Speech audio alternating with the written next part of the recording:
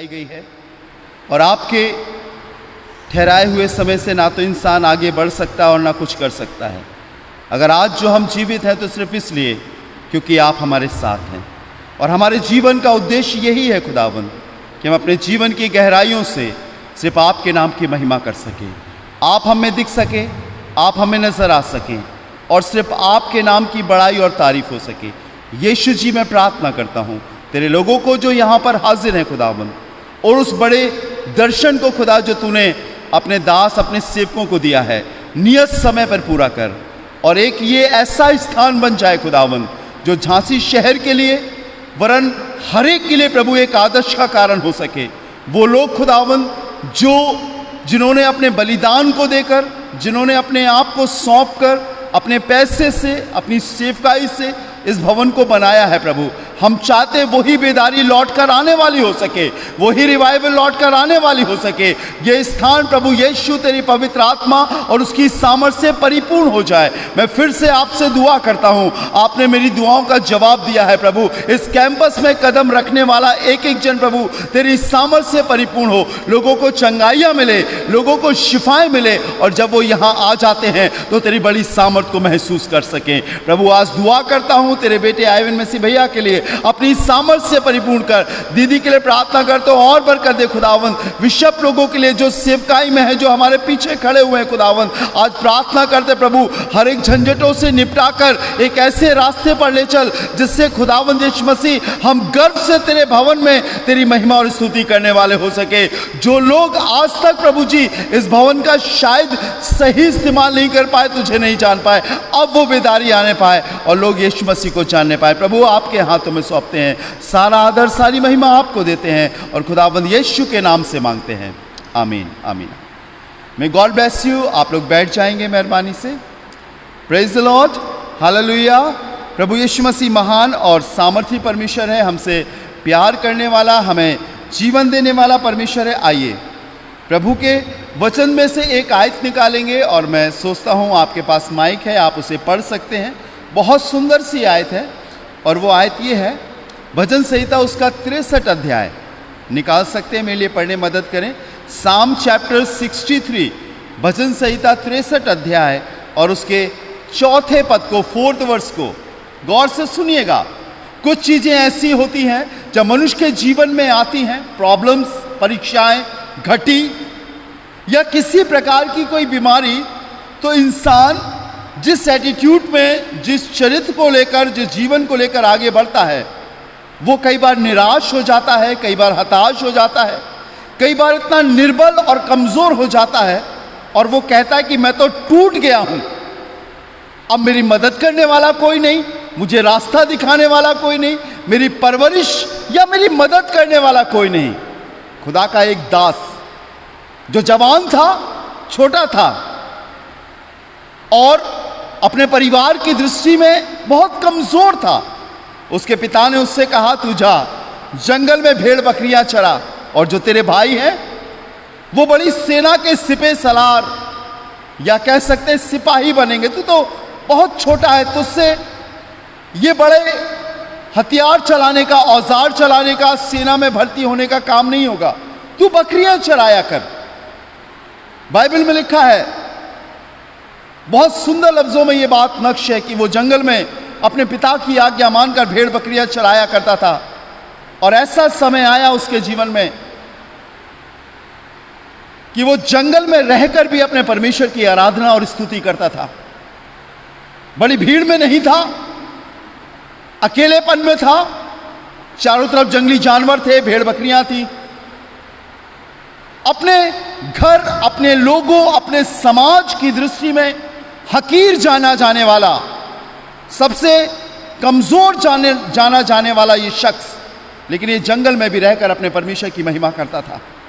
Bible में लिखा हुआ है, खुदा ने अपने दास सैमुएल को इसके पास भेजा और इससे कहा जाकर यश्शे के घर में मैंने एक शख्स को अपना बादशाह होने के लिए, इस्राएल का राजा होने के लिए चुना है, जा और उसका अभिषेक कर।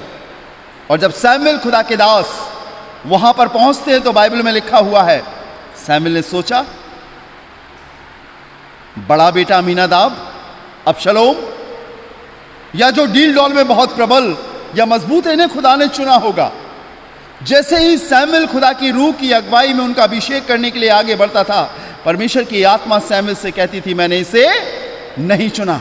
और उसके बाद बाइबल में लिखा हुआ है, धीरे धीरे करके उसके सारे बेटे आ गए और परमेश्वर की आत्मा कहती गई कि मैंने इनमें से किसी को भी नहीं चुना है। तब सैमुएल ने कहा यशे से, क्या तेरे सारे पुत्र आ गए? उसने कहा नहीं, अभी लहुरा तो या छोटा तो अभी खेत में है भेड़ बकरियों के संग। सैमुएल ने कहा, जो खुदा का नबी था, मैं तेरे संग भोजन करने को नहीं बैठूंगा जब तक वो ना आ जाए। कुछ लोगों को भेजा गया, कुछ सेवकों को भेजा गया और दाऊद को जंगल से बुलवाया गया। और जैसे ही दाऊद सैमुएल के पास आया, परमेश्वर की आत्मा ने सैमुएल से कहा, मैंने इसी को इस्राएल का बादशाह होने के लिए चुना है, इसका अभिषेक कर। और लिखा, जो सींग का तेल उसके ऊपर उसके पास था, उसने दाऊद के सिर पर डाला। और परमेश्वर की आत्मा ने उसी समय से दाऊद को चुन लिया, उसके भाइयों के सामने, उसके परिवार के सामने, पिता के सामने, माता के सामने। लेकिन जब ये बात होते होते होते होते होते होते होते होते सारी सल्तनत में फैल गई, सबको मालूम हो गई, तो बाइबल में लिखा है खुदा के कलाम में कि शाऊल बादशाह दाऊद से चिढ़ने लगा और उसने कहा, मेरे होते हुए दूसरा बादशाह, दूसरा राजा कैसे हो सकता है? उसे लाओ, उसे पकड़ो, उसे मारो। जो उसको लेकर आएगा, मैं अपनी बेटी मीकल की शादी उससे करूंगा और अपने राज का एक बहुत बड़ा हिस्सा दूंगा। बाइबल में लिखा है, दाऊद अपने पिता के घर से भाग गया अपने प्राणों को बचाने के लिए। कभी जंगलों में, कभी पेड़ की टहनियों पर, कभी गुफाओं पर, कभी सिर के नीचे पत्थर रखकर, कभी रेत में, कभी कांटों में छिपता हुआ अपने आप को बचा रहा था। उसने कोई गलत काम नहीं किया था। उसका पिता, उसके भाई उसके खिलाफ हो गए थे, उसका बादशाह, सल्तनत और हुकूमत के सारे लोग, क्योंकि नाम सभी पाना चाहते थे और ये राजा का हुक्म था, वो दाऊद को ढूंढने लगे मारने के लिए। ऐसे समय में जब किसी शख्स के पीछे सब पड़ जाए, सब उसके विरोध में पड़ खड़े हो जाएं, जब सब उसके खिलाफ हो जाएं, तब क्या वो इंसान उसी प्रकार खुदा का भय मान सकता है? उसी प्रकार उसकी इबादत कर सकता है? उसी प्रकार अपने हाथों को उठाकर उसके नाम की महिमा कर सकता है? बहुत मुश्किल है, बहुत मुश्किल है। लेकिन मालूम खुदा का दास क्या कह रहा है? अब पढ़िएगा, अब आपको ये आयत बिल्कुल समझ में आएगी। साम चैप्टर 63 वर्स 4, उसकी चौथी आयत। जी पढ़िएगा, भजन संहिता 63 अध्याय और उसका चौथा पद, सुनिएगा गौर से। जी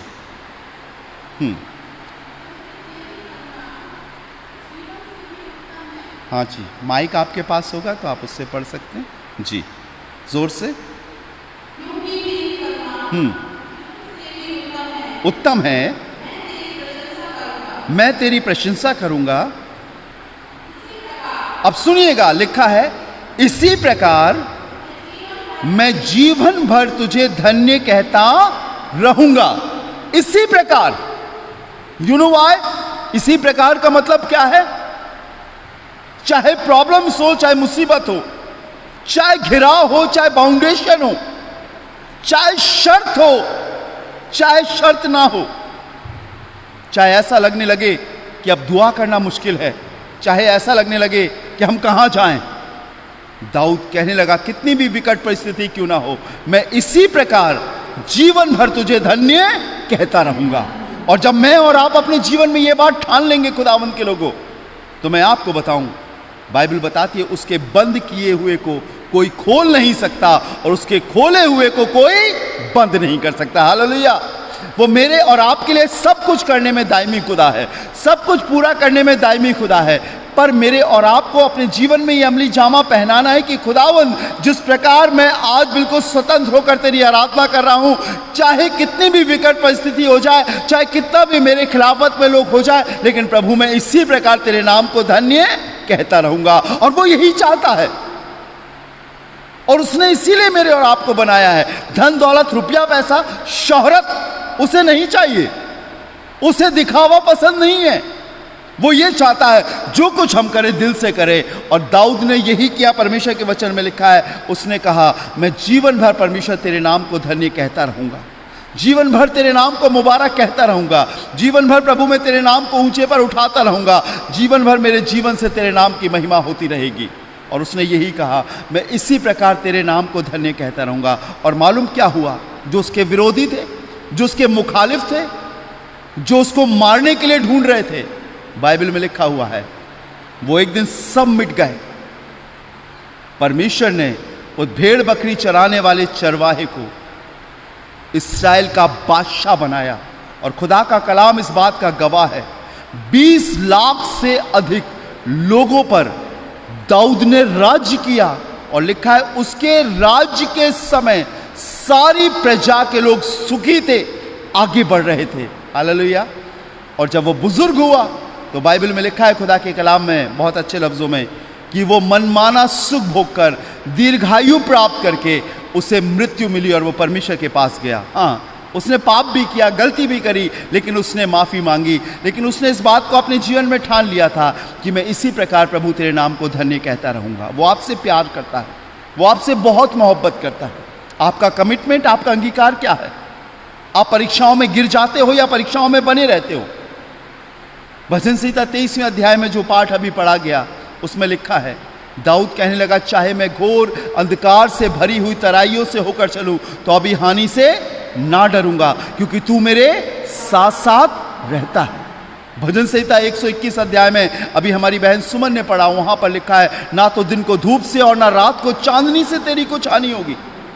यहोवा तेरी रक्षा अब से लेकर सर्वदा तक करता रहेगा। ये इंसान का वचन नहीं है जो कहकर बदल जाए, जो आज खुश होकर आपके संग है लेकिन एक समय ऐसा है वो पलट जाए। ये परमेश्वर का वचन है जो अपने नाम से अधिक अपने वचन को अहमियत देता है।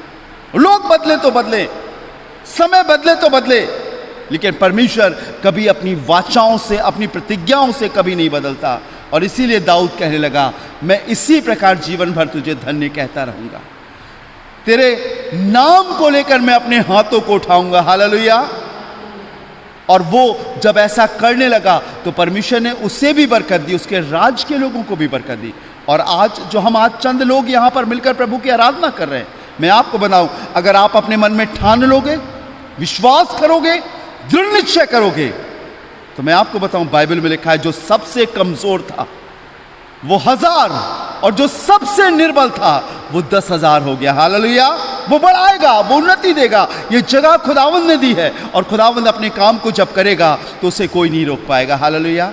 पर हमें जो हम शुरुआत कर रहे हैं, हम जो सारे अप एंड डाउन्स को जानते हैं, हम जो सारी अच्छाई और बुराइयों को जानते हैं, और आज जब हम खुदा के घर में उन सब चीज़ों से अलग हटकर उसकी आराधना कर रहे हैं, ठान ले अपने मन में कि प्रभु मैं नाश्ते से पहले, मैं खाने से पहले, मैं सोने से पहले प्रभु तेरे भवन के लिए और तेरे सेवकों के लिए प्रार्थना करूंगा। हालेलुया।